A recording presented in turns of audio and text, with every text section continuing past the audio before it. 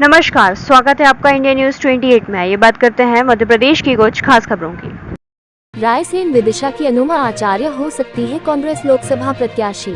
मध्य प्रदेश के पूर्व मुख्यमंत्री शिवराज सिंह चौहान के खिलाफ कांग्रेस उतार सकती है एयरफोर्स की पूर्व अफसर और कांग्रेस की राष्ट्रीय प्रवक्ता अनुमा आचार्य को Barkatullah university Bhopal MPhil bio science biochemistry से शिक्षित अनुमा आचार्य 2018 में विदिशा विधानसभा क्षेत्र से आम आदमी पार्टी की प्रत्याशी रह चुकी है। हमसे फोन पर चर्चा करते हुए उन्होंने बताया कि गुजरात चुनाव में भाजपा के लिए एक रिपोर्ट भी बनाई थी जिसे उन्हें पार्टी के राष्ट्रीय अध्यक्ष अमित शाह को सौंपा था। उनका कहना यह है कि भाजपा के तात्कालिक प्रदेश अध्यक्ष राकेश सिंह एवं संगठन महामंत्री सुहास भगत ने प्रदेश भाजपा कार्य समिति में विशेष आमंत्रित सदस्य नियुक्त किया था, जिसे अनुमा ने लेने से साफ इनकार कर दिया था। भारत के प्रधानमंत्री नरेंद्र मोदी से मिल चुकी अनुमा आचार्य भारतीय जनता पार्टी के प्रत्याशी शिवराज सिंह चौहान पर आरोप लगाती हैं कि विदिशा संसदीय क्षेत्र के लिए उन्होंने कोई काम नहीं किया है। वहीं भारतीय जनता पार्टी में नारी का सम्मान नहीं किया जाता। इंडिया न्यूज 28 के लिए ब्यूरो चीफ राकेश जैन की रिपोर्ट। जी मैडम, मैं रायसेन से राकेश जैन बोल रहा हूँ। जी नमस्कार। मैं ये पूछ रहा हूँ, क्या आप कांग्रेस की संभावित उम्मीदवार हो सकती हैं? जी, मेरे ख्याल से मेरा पैनल में नाम प्रदेश कांग्रेस कमेटी की तरफ से गया है जी।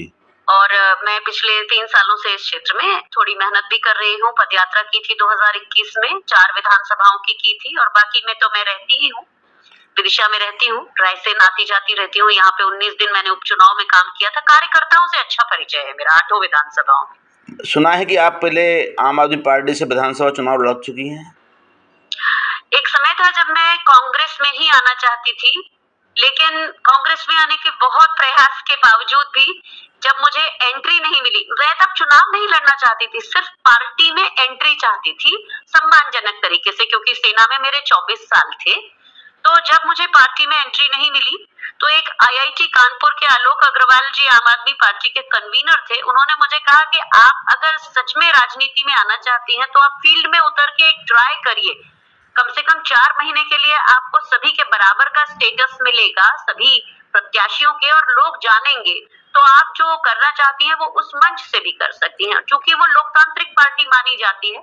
तो ज्यादा हमें एक्सपीरियंस नहीं होता है, फौज से जब आते हैं तो खास एक्सपीरियंस नहीं होता है राजनीति का। हम सबको एक जिस चश्मे से देखते हैं उसमें कुछ अच्छाइयां देखते हैं, तो उनके काम अच्छे थे दिल्ली में।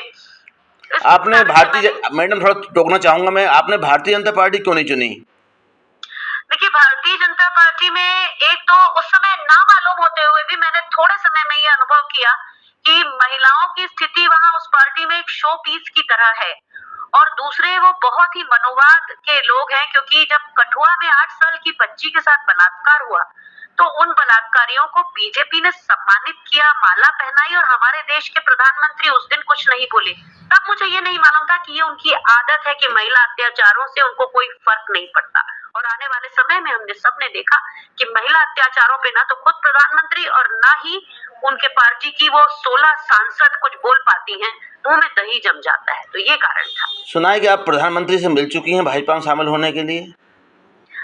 भाजपा में शामिल होने के लिए तो वो बात तो उसका मौका नहीं आया, और जब आया तो मैंने उन्हें मना कर दिया।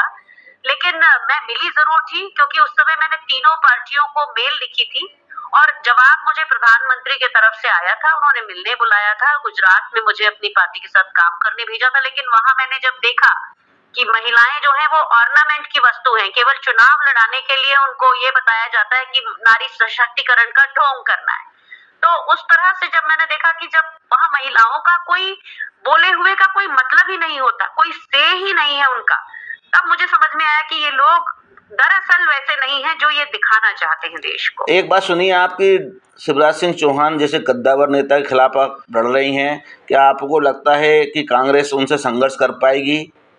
देखिए, मैं सिर्फ संभावित प्रत्याशी हूँ, लेकिन शिवराज सिंह चौहान जब जैत से विदिशा आए थे तो एक भाई बन के, पाँव पाँव वाले भैया बनकर आए थे, याचक की तरह आए थे, लेकिन आज वो राजा का व्यवहार करते हैं।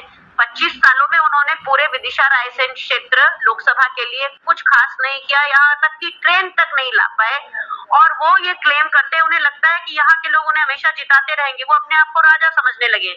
लेकिन लोकतंत्र में एक दिन जनता बता देती है कि राजा केवल जनता ही है। बहुत बहुत धन्यवाद मैडम आपका।